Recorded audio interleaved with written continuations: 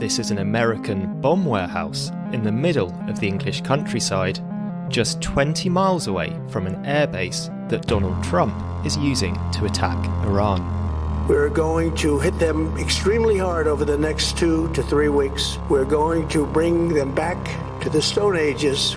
And is this evidence that Britain is much more deeply involved with this illegal war than Keir Starmer has told the public? This is not our war, and we're not going to get dragged into it. I've come to what's supposed to be a Royal Air Force base near Swindon to investigate what's going on behind the wire. American security police who presumably will shoot you if you try and get into one of the bunkers. Joining me to investigate is a veteran anti-war activist, Peter Burt. We're about 50 to 100 metres now from the fence, from this massive American bomb stockpile in the English countryside. Peter, you've been monitoring this base behind us for weeks now. What have you seen going on, and why do you think it's so important? So RAF Welford is linked very closely to the Fairford Air Base, where Donald Trump's bombers are currently flying from to mount raids on Iran. And the interesting thing about this place, Welford, is it's where many of the bombs used in these raids come from. It's said by the United States Air Force to be the second biggest bomb store in the whole of Europe. You've been taking some videos while you've been here. What have you seen? What we've seen is trucks going in and out, and we've seen exactly the same trucks at the other end in Fairford.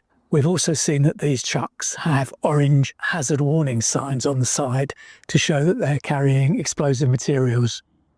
And although this is called RAF Welford, it's actually operated by the American military. It would cost them almost $1 billion to replace the infrastructure they have here, according to a Pentagon document that Declassified found. And the site is as large as about 500 football pitches. It's absolutely massive. The American military have released footage from inside Welford showing these bombs being taken out of shipping containers by forklift trucks and put onto lorries, and then we've seen the same bombs being unloaded at Fairford. These are 2,000-pound bombs. How do you feel having an American-operated military base here in the English countryside? Well, it shines a light on the so-called special relationship, doesn't it? This is a place that probably not many people know about. You know, it's tucked away at the top of a hill. If you don't live in one of the villages nearby, then you'd never know about it at all. Yet, you know, it's a very important part in the United States' military power in Europe.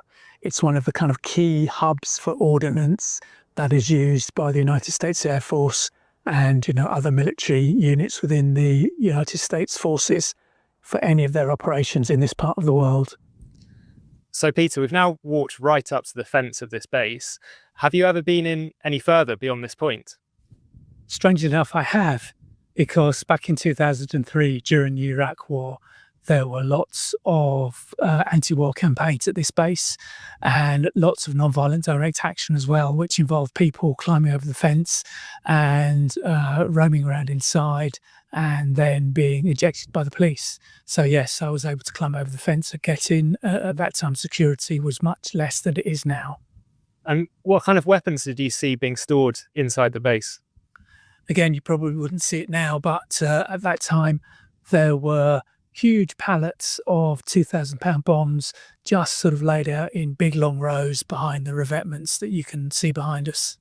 To improve security at the base, the US military began storing the bombs in shipping containers inside the grass banks, as these satellite images show.